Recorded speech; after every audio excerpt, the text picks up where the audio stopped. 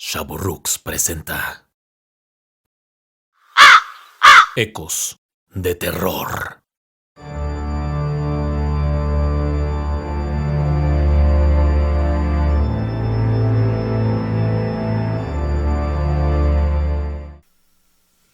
Buenas noches a todos, sean bienvenidos una vez más. Como saben, soy Beren y esta noche seré el centinela. Les damos la bienvenida al inicio de nuestra semana de especial de Noche de Brujas y Día de Muertos. Les tenemos preparados una serie de relatos relacionados con leyendas urbanas y en nuestro formato de videos cortos, todo aquello que siempre quisieron saber de uno de los grandes genios del terror, Howard Phillips Lovecraft. Pero sin más, escuchemos el relato de esta noche, si es que se atreven, pues la noche se avecina y comienza mi guardia. Esto es Ecos de Terror.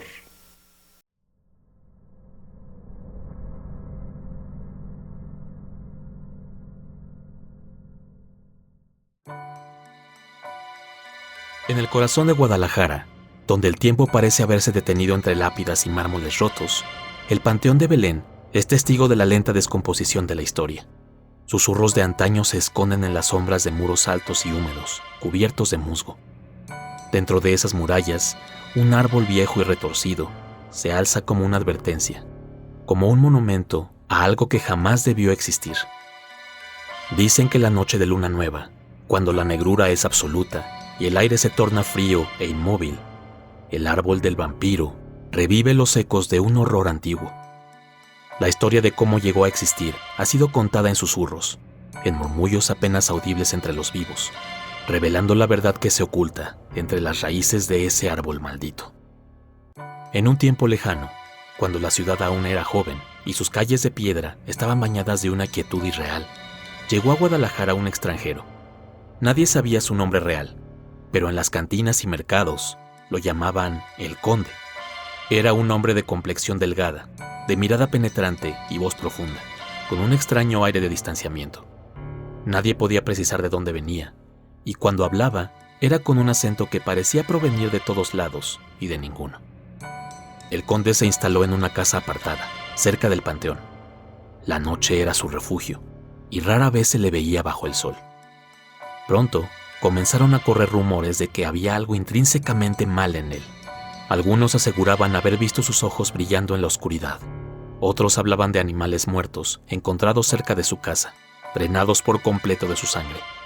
Los murmullos crecieron hasta volverse insoportables, y un aire de sospecha envolvió la ciudad. Los sacerdotes locales y los inquisidores decidieron actuar. Después de una serie de desapariciones inexplicables, algunos valientes, o insensatos, según se quiera ver, irrumpieron en la casa del conde. Lo encontraron en el sótano, donde las paredes estaban cubiertas de símbolos extraños, pintados con una sustancia espesa y oscura. Allí, en medio del suelo, yacía un cadáver pálido y consumido, su cuerpo reducido a poco más que piel y huesos. El conde se encontraba de pie, observándolo sin expresión, con las manos manchadas de un rojo profundo. Ninguno de los hombres tuvo tiempo de reaccionar. Él se lanzó sobre ellos con una velocidad inhumana, pero, por fortuna o destino, uno de ellos logró clavarle una estaca en el pecho. Su cuerpo cayó, retorciéndose, mientras un grito gutural escapaba de su garganta, más parecido a un lamento de ultratumba que a la voz de un hombre. El cadáver fue llevado al Panteón de Belén y enterrado de inmediato, pues nadie osaba dejarlo sin la debida protección del suelo sagrado. Para asegurarse de que jamás regresaría, la estaca se mantuvo en su corazón, y sobre su tumba se erigió una cruz simple, sin nombre ni fecha. Creyeron haber detenido al mal para siempre, pero la naturaleza tenía otros planes. Semanas después del entierro, algo empezó a germinar sobre la tierra removida. Un pequeño brote, oscuro y retorcido, emergió como si algo oculto estuviese empujando desde las entrañas del infierno. Pasaron los meses, y el brote se transformó en un árbol de aspecto enfermizo. Sus ramas se enroscaban como dedos deformes, y sus raíces parecían extenderse con una avidez malsana. Nadie se atrevía a cortarlo, pues existía el temor de que al hacerlo, se liberara al mal que crecía bajo él. Las historias más aterradoras vinieron después, cuando algunos de los vigilantes nocturnos del panteón comenzaron a escuchar voces que provenían del árbol. Decían que durante las noches sin luna, el viento se detenía y un susurro apenas audible llenaba el aire. Aquellos que pasaban demasiado cerca aseguraban que las voces eran como una súplica, un llanto casi imperceptible, como si el árbol tratara de convencerlos de liberar al ser que descansaba bajo sus raíces. Pero lo peor vino con la desaparición de un joven vigilante llamado Esteban. Era un muchacho curioso, demasiado joven para comprender el alcance de las advertencias. Una noche, intrigado por los murmullos, se acercó al árbol y lo tocó. Los otros vigilantes lo encontraron al amanecer, en el suelo, con el rostro desfigurado por un rictus de pavor.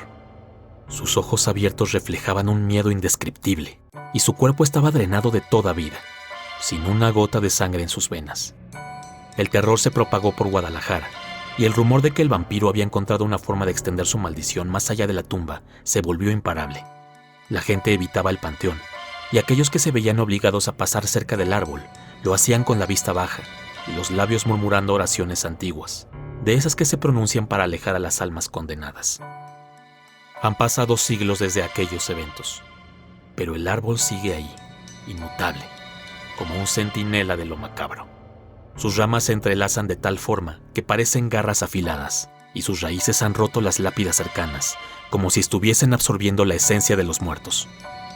Algunos visitantes actuales, escépticos y valientes, se han atrevido a grabar el árbol con sus cámaras, desafiando las advertencias de los guías locales. Pero la mayoría de esos videos presentan un extraño fenómeno. Las imágenes se distorsionan y ruidos ininteligibles surgen del micrófono. Los guías, resignados, solo sonríen y dicen: el vampiro no quiere que su historia sea contada.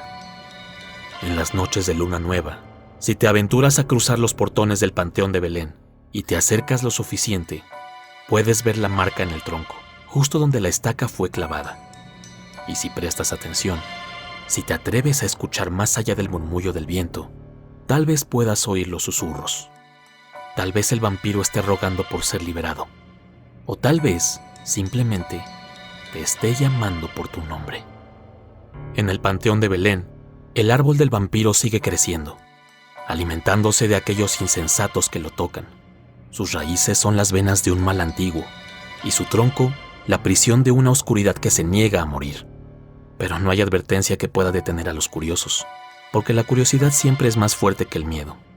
Y quizás, solo quizás, el vampiro aguarde pacientemente, sabiendo que algún día alguien cometerá el error de liberarlo.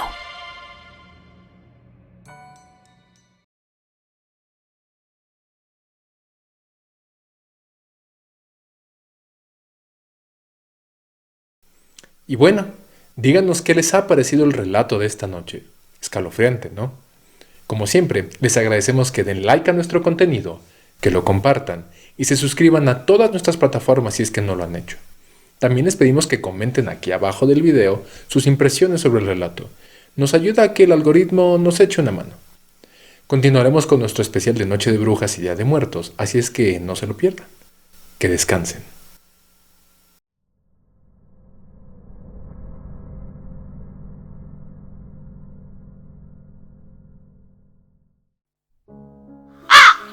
Ecos de terror.